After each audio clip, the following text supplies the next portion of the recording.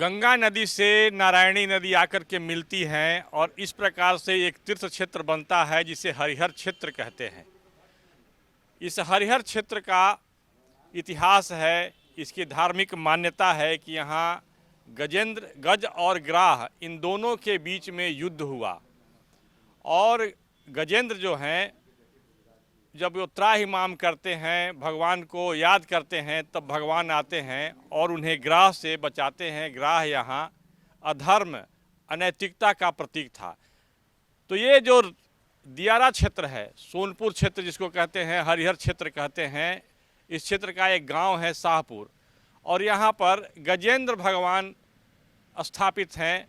और गजेंद्र भगवान के बारे में कहा जाता है कि वे शिव और विष्णु इन दोनों के संयुक्त विग्रह होते हैं। और गजेंद्र धाम है तो भगवान श्री राम, भगवान विष्णु, कृष्ण से जुड़ा हुआ है। यहाँ पर गजेंद्र धाम में हम आए हैं। गजेंद्र धाम का जो गजेंद्र मंदिर जो है वहाँ पर आए हैं और इसके परिसर में बहुत सारे ग्रामीण जो हैं एकत्रित आए हैं, बैठे हुए हैं और भगवान श्री राम के जन्मभूमि को लेकर के जो जिस प्रकार के जो संघर्ष चल रहे थे, उस संघर्ष के परिणाम स्वरूप गजेंद्र ये भगवान श्री राम के जन्मभूमि पर भव्य राम मंदिर का निर्माण हो रहा है। और राम मंदिर के निर्माण को लेकर के एक ऐसी संकल्पना है कि ये राम राज्य उत्सव मनाया जाएगा। राम राज्य उत्सव मतलब भगवान श्री राम भारत के पुरुषार्थ, आदर्श के प्रतीक हैं, क्योंकि वे मर्यादा पुरुषोत्तम हैं और भारत की जो ऋषि संस्कृति है उसमें मर्यादा महत्वपूर्ण होता है, महत्वपूर्ण उसका केंद्र बिंदु होता है। तो भगवान श्री राम के जन्मभूमि पर विराट मंदिर निर्माण को लेकर के ये जो पहली बार जो दशहरा जो हुआ और इससे लेकर दीपावली तक दोनों भगवान श्री राम से जुड़े हुए उत्सव हैं। इस संदर्भ में क्या सोच रहे हैं यहाँ के ग्रामीण, किस प्रकार के राम राज्य उत्सव मना रहे हैं, इस पर हम बात करते हैं।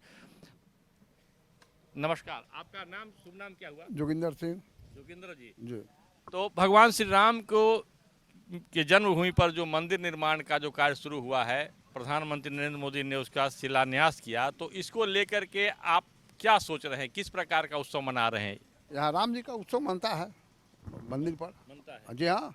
तो ये अभी ये राम जन्मभूमि वाले के बाद में क्या? जी राम जन्मभूमि के बाद में जो यहाँ हुआ है ना, शिलान्यास हुआ है यहाँ पर, हम लोग भी बनाए हैं। हाँ मनाए हैं। भयंकर दिवाली मनाए हैं यहाँ पर, बहुत भयंकर दिवाली। हाँ जी जी जी। इस दिवाली में क्या करने जा रहे हैं? फिर भयंकर मनाएंगे यहाँ पर। हाँ बहुत भयंकर मनाएंगे। हाँ हम लोग राम राज है, ये है राम के वहाँ शिलान्यास हुआ है और यहाँ पर भव्य मनाया गया है बहुत। हाँ हाँ इतना जल्दी हाँ कोर्ट का निर्णय आवे, भगवान के पक्ष में आए कि हम लोग जय जयकार मनाए और राम के पक्ष में हम लोग खुद। पहला जो दीपावली है, पहली दशहरा है, तो इसमें क्या करना चाहते हैं? जैसे हम लोग अगला बार किए हैं उससे भी ज़्यादा भव्य हम लोग रामराज मनाएंगे। रामराज मनाएंगे। हाँ, रामराज का मतलब क्या हुआ आपके जानने में? राम राज का मतलब यही हुआ कि राम राज में ताला नहीं लगता था घर में, राम राज में ताला नहीं लगता था। अब तो राम राज है नहीं, अभी ताला राम राज लाना है। गोवा में ताला नहीं लगता था, ये बिहार उत्तर प्रदेश जा करके वहाँ पर ताला लगवाया है। गोवा जो स्टेट है वहाँ ताला नहीं लगता था पहले, वैसे वहाँ ठीक राम राज था, यहाँ भी राम राज था। लेकिन कुछ लोगों ने ऐसा कह दिया कि राम राज नहीं, लेकिन राम राज आएगा, आएगा राम राज आएगा, एकदम ताला नहीं लगेगा घर में किसी को। कुछ अभी समय है, थोड़ा सा नहीं, थोड़ा समय है।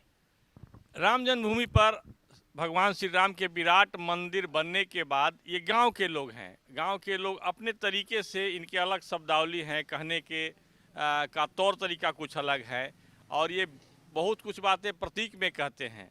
अब जैसे देखिए इस गांव के ये बुजुर्ग हैं, ये कह रहे हैं, आपके जानने में राम राज्य का क्या मतलब होना चाहिए? राम राज के मतलब हो कि एकदम खुला, एकदम आज़ादी में रहिए, भगवान पर नेह लगाते रहिए, मतलब कोई टकराव नहीं, कोई टकराव मत कीजिए। राम राज के मतलब है कि किसी से किसी को टकराव मत रखिए, किसी से किसी को टकराव नहीं रखिए। हाँ, देखिए ये भगवान श्री राम के जीवन के संदर्भ में गोस्वामी जी तुलसीदास अपने रामचरितमानस में लिखते हैं, सब नर करहि परस्पर प्रीति, चलहि स्वधर्म निरत श्रुति नीति। मतलब अपने अपने धर्म का अनुसरण करते हुए सभी चलते हैं। ये देखिए हमारे साथ एक युवा भी हैं। आप क्या करते हैं? जी अभी एक सर्विस में हैं। सर्विसमैन हैं। एक सर्विसमैन है। मतलब आर्मी में थे क्या? नेवी में थे।